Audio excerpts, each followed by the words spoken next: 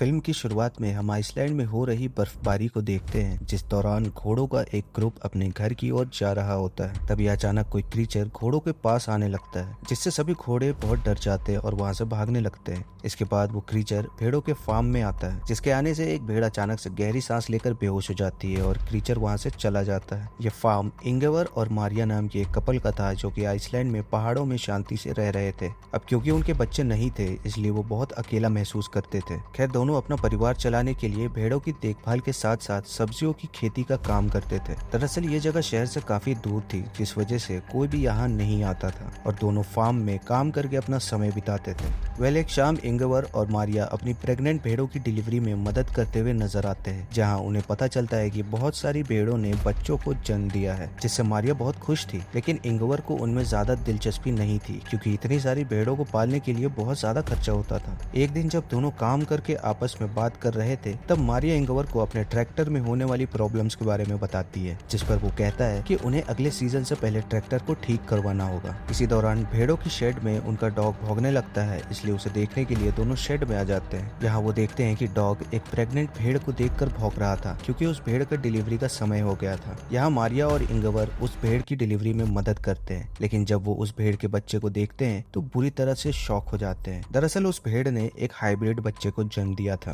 जिसमें उसका सर भेड़ों वाला था और बाकी धड़ इंसानों वाला था। यहाँ मारिया उस बच्चे को अपने साथ घर ले जाती है और फिर दोनों मिलकर उसकी देखभाल करने लगते हैं। अब क्योंकि उनका कोई बच्चा नहीं था, इसलिए वो उसे ही अपना बच्चा मानने लगते हैं और उसे बहुत प्यार करते हैं। साथ ही वो उसका नाम एडा रखते हैं और उसे इंसानों की तरह ट्रीट करते हैं। इसके अलावा इंगेवर उसके लिए एक बेबी कार्ट ले आता है और उसे बेडरूम में रख देता है, ताकि एडा हमेशा उनके साथ रहे। कुछ दिन बीतने के बाद हम देखते हैं कि एडा की असली माँ अपने बच्चों को आवाज लगाकर बुला रही होती है, लेकिन मारिया उसे उसका बच्चा वापस नहीं करती। इसके बाद इंगेवर देखता है कि मारिया एडा को अपने बच्चे की तरह गोद में लेकर खिला रही है। ये देखकर इंगेवर इमोशनल हो जाता है और रोने लगता है। पर अब हाइब्रिड भेड़ के आने से दोनों की जिंदगी में खुशियां आ चुकी थी, इसलिए इंगेवर बहुत खुश था। एक दिन जब इंगेवर ट्रैक्टर को ठीक करने की कोशिश कर रहा था, तब उसका डॉग उसे खेत की ओर इशारा करके कुछ दिखाने की कोशिश करता है, लेकिन इंगेवर को कुछ समझ नहीं आता, इसलिए वो उसे इग्नोर कर देता है। इसी तरह समय बीतता जाता है और एडा की असली माँ अपने बच्चे की तलाश में घर के पास आकर खड़ी रहती है, लेकिन मारिया हमेशा उसे घर से दूर कर देती है, जबकि एडा उसे विंडो से देखती रहती है। एक सुबह जब मारिया खेत में काम करने के लिए जाती है, तब वो इंगेवर से एडा की देखभाल करने का कहती है, पर इंगेवर काम करने के लिए शेड में चला जाता है और गलती से घर के गेट को खुला छोड़ देता है। जब मारिया घर वापस आती है तो वो इंगेवर से एडा के बारे में पूछती है, जिस पर इंगेवर बताता है कि बाहर जाने से पहले मैंने उसे बेडरूम में सुला दिया था। इसलिए वो एडा को देखने बेडरूम में जाती है, लेकिन एडा बेडरूम में नहीं होती,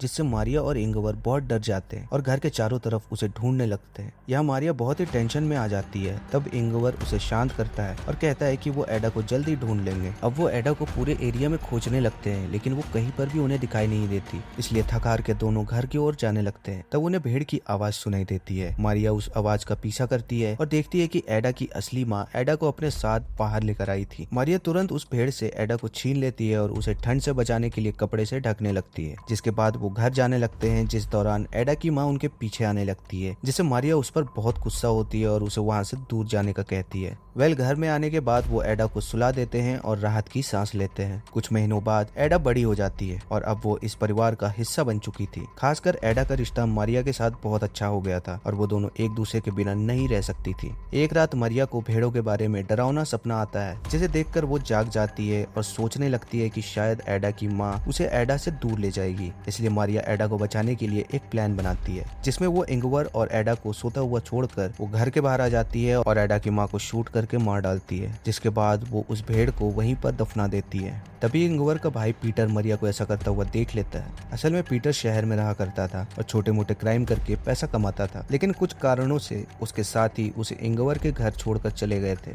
खैर, पीटर भेड़ों के शेड में जाकर सो जाता है। जब उसकी आंख खुलती है तो उसे एडा दिखाई देती है, लेकिन जल्दी एडा वहाँ से गायब हो जाती है, जिससे पीटर को लगता है कि शायद उसने कोई सपना देखा था। सुबह होने पर पीटर इंगेवर से मिलता है, जिसे देखकर इंगेवर बहुत खुश होता है, क्योंकि पीटर काफी समय के बाद यहाँ आया था। इसके बाद इंगेवर उसे घर के अंदर लाता है और मारिया से नाश्ता बनाने को कहता है। जब वो लोग नाश्ता करने के लिए बैठते हैं, तब वहाँ एडा भी आ जाती है। यहाँ मारिया एडा को पीटर से मिलाती है, लेकिन पीटर एडा को देखकर थोड़ा परेशान हो जाता है और किसी से कुछ भी नहीं कहता। कुछ समय बाद एडा और मारिया एक साथ समय बिताते हुए नहा रही होती है। इस दौरान पीटर और इंगेवर घर को पेंट कर रहे होते हैं। तभी पीटर घर के अंदर जाता है और मरिया को एडा के साथ नहाते हुए देखता है। वेल जब इंगवर घर में आता है तब पीटर उससे पूछता है कि आखिर यहाँ चल क्या रहा है, जिस पर इंगवर उससे सिर्फ इतना कहता है कि उनका परिवार बहुत खुश है। रात में मरिया एडा को पीटर के पास लाती है और एडा को अपने अंकल पीटर से गुड नाइट कहने को बोलती है। तब पीटर फिर से एक बार इंगवर से एडा के बारे में बात करने की कोशिश करता है, जिस पर इंगवर कहता है कि वो इस बारे में बात नहीं करना चाहता। साथ ही वो पीटर से कहता है कि तुम यहाँ जब तक चाहो तब तक रह सकते हो, लेकिन तुम हमारे पर्सनल लाइफ में कोई भी इंटरफेयर नहीं करोगे। यहाँ मारिया इंगवर से पूछती है कि आखिर पीटर यहाँ कितने दिनों तक रुकने वाला है। असल में पीटर मारिया के साथ फ्लर्ट करता था और उसे हमेशा गंदी नजरों से देखा करता था, इसलिए वो चाहती थी कि पीटर जल्द से जल्द यहाँ से चला जाए। खैर इंगवर उससे कहता है कि पीटर यहाँ कुछ समय तक रहेगा, क्योंकि अक्सर वो उन लोगों से यहाँ बचने के लिए आता है जिनको उसे पैसे चुकाने होते हैं। अगली सुबह तीनों मिलकर खेत में आलू लगा रहे होते हैं और उनका डॉग एडा की देखभाल कर रहा होता है, लेकिन एडा उस डॉग को डरा देती है। दूसरी तरफ तीनों एक ब्रेक लेते हैं, जिस दौरान पीटर मरिया से फ्लर्ट करने लगता है, लेकिन मरिया उसे दूर कर देती है। तब पीटर उससे कहता है कि तुम जिसे इंसान समझकर अपने घर में रखे हुए हो वो सिर्फ एक जानवर है, पर मरिया उसकी बातों पर ध्यान नहीं देती और वहाँ से चली जाती है। अगली सुबह इंगवर अपने भाई पीटर को उठाता है और उससे एक शेड की सफाई के लिए मदद मांगता है। तब पीटर को सफाई करते समय अपने पुराने ड्रम्स मिलते हैं, जिन्हें देखकर वो बहुत खुश हो जाता है और ड्रम्स को बजाने लगता है। तब ड्रम्स की आवाज सुनकर एडा वहाँ आ जाती है और ड्रम्स का म्यूजिक सुनकर एंजॉय करने लगती है, पर पीटर को ये चीज पसंद नहीं आती, इसलिए वो एडा का मजाक उड़ाने लगता है। साथ ही वो एडा को बाहर ले जाता है और उसे भेड़ बोलते हुए जबरदस्ती घास खिलाने लगता है। इसी दौरान इंगवर वहाँ आ जाता है और पीटर को ऐसा करता हुआ देख लेता है। अब इंगवर गुस्से में आकर पीटर को डांटने लगता है और एडा को अपने साथ ले जाने लगता है, जिस पर पीटर उससे कहता है कि एडा कोई इंसान नहीं है बल्कि एक जानवर है, पर इंगवर उसकी बातों को इग्नोर करके वहाँ से चला जाता है।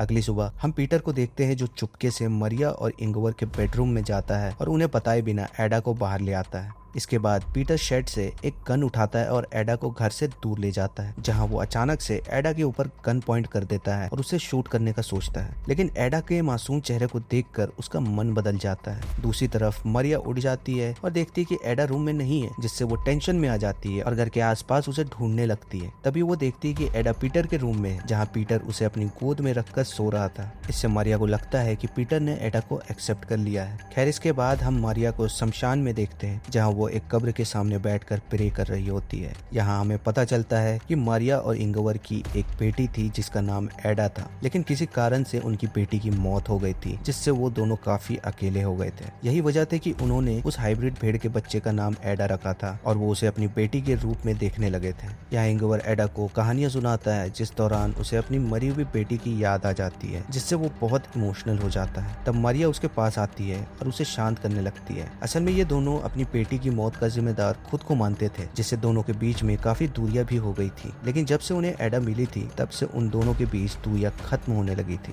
इसके अलावा पीटर भी अब एडा को पसंद करने लगा था और अक्सर उसे घुमाने के लिए बाहर ले जाता था, जिससे इंगवर और मारिया भी खुश होते थे और उन्हें अच्छा लगता था कि पीटर ने उसे अपना लिया है। एक दिन पीटर एडा को अपने साथ मछली पकड़ने के लिए ले जाता है। तब वो एडा को अपने और इंगवर के बचपन के बारे में बताता है, लेकिन जब वो घर की ओर वापस जाते हैं तब रास्ते में उनका ट्रैक्टर खराब हो जाता है। यहाँ पीटर ट्रैक्टर को ठीक करने लगता है, पर उसे समझ नहीं आता कि आखिर ट्रैक्टर में क्या प्रॉब्लम है, इसलिए वो ट्रैक्टर को वहीं छोड़ देता है और एडा को लेकर घर आ जाता है, जहाँ डिनर करने के बाद वो सभी टीवी में एक गेम देखने लगते हैं, लेकिन उनकी टीम हार जाती है, जिससे उनका मूड खराब हो जाता है। इसलिए मारिया सबको खुश करने का सोचकर टीवी में पीटर के एक पुरानी म्यूजिक वीडियो को चला देती है, जिससे सबका मूड अच्छा हो जाता है और वो डांस करने लगते हैं। यहाँ वो तीनों एंजॉय करते हुए ड्रिंक कर रहे थे, तब एडा उन्हें बिना बताए घर से बाहर आ जाती है, जहाँ वो उसी क्रीचर को देख लेती है जो कि कहानी की शुरुआत में भेड़ों के फार्म में आया था। इस क्रीचर को देखकर एडा घर की ओर भागती है और शेड में जाकर अपने आप को देखने लगती है।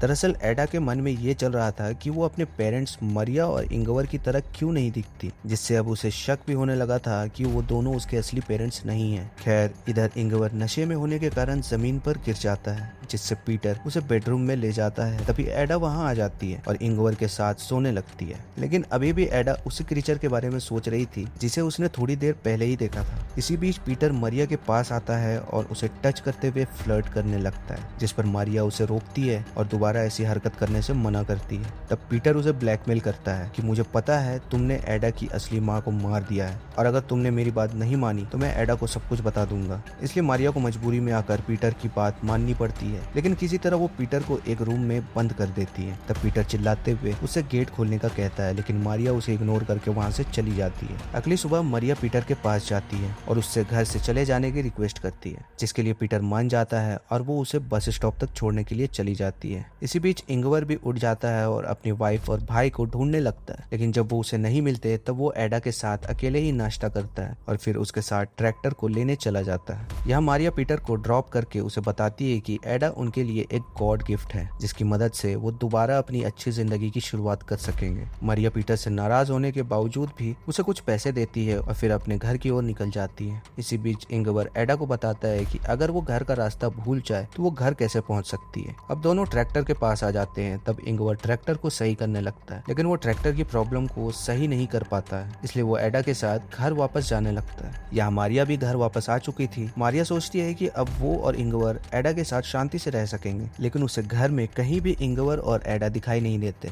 तभी उसे गोली चलने की आवाज सुनाई देती है, जिससे मारिया बहुत डर जाती है और जल्दी से फार्म की ओर भागने लगती है। यहाँ फार्म में हम देखते हैं कि उस क्रीचर ने इंगवर को गर्दन में गोली मारकर उसे मार दिया है। ये क्रीचर भी आधा इंसान और आधा भेड़ होता है, जिससे हमें पता चलता है कि ये एडा का असली पिता है और इसको देखने के बाद से ही एडा को अपने पेरेंट्स पर शक होने लगा था। खैर अब वो क्रीचर एडा का हाथ पकड़कर उसे अपने साथ ले जाने लगता है। तब एडा इंगवर के पास जाने के लिए अपने हाथ को उस क्रीचर से छुड़ाने लगती है, पर वो क्रीचर उसे पकड़कर ले जाता है और एडा रोते हुए इंगवर को देखती रहती है। जल्दी मारिया वहां आ जाती है और इंगवर को मरा हुआ देखकर पूरी तरह रोने लगती है। अब मारिया के पास कुछ भी नहीं बचा था और वो पूरी तरह से अकेली हो गई थी। मूवी के एंड में मारिया अपनी सारी उम्मीद खोकर अपनी आंखों को बंद कर लेती है और इसी के साथ इस मूवी का यहीं पर एंड हो जाता है।